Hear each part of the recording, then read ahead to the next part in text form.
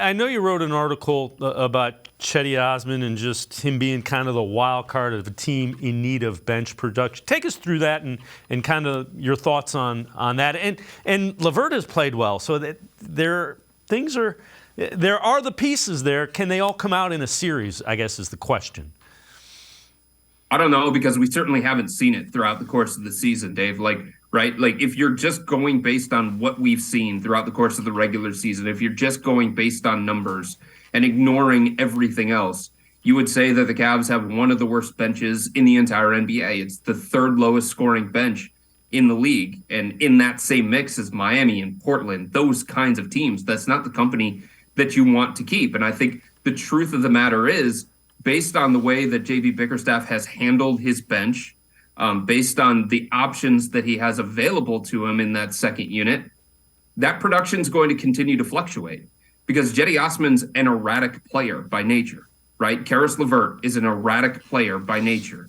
Lamar Stevens, Danny Green, Dean Wade.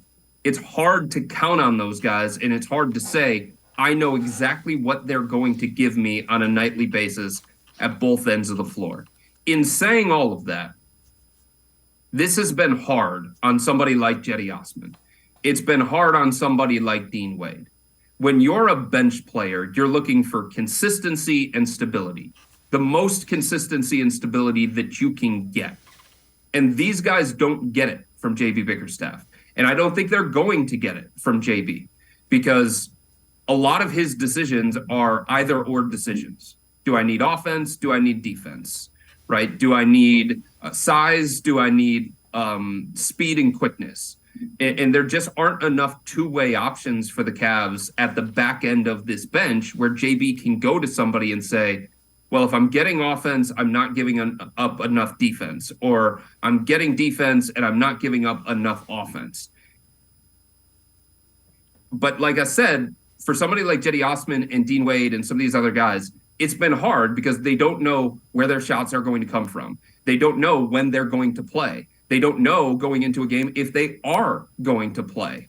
And that lack of consistency and that lack of stability, I think, has played into a fact that there's been a lack of productivity from a lot of these guys. Beyond Karis and Rubio. Karis and Rubio are the two off the bench where JB trusts them. He knows how many minutes he's going to give them. It's not going to be situational. It's not going to be circumstantial. But beyond those guys, it's very, very, very difficult to figure out what the Cavs are going to get from them on a nightly basis. And it's hard for them to know exactly what they're going to get on a nightly basis. Yeah, I mean, to your point, it's almost like you have different skill sets from each of these guys. The good news is you've got guys with a bunch of different skill sets. The bad news is you've kind of got to mix and match those skill sets to meet what you need in any given night. And if you're somebody like Dean Wade and Cedi Osman and you get an opportunity in the first half, and you know, I'm only getting one opportunity in the first half to show why this is the matchup for me, or why I should be out there for the second half, or whatever the case may be.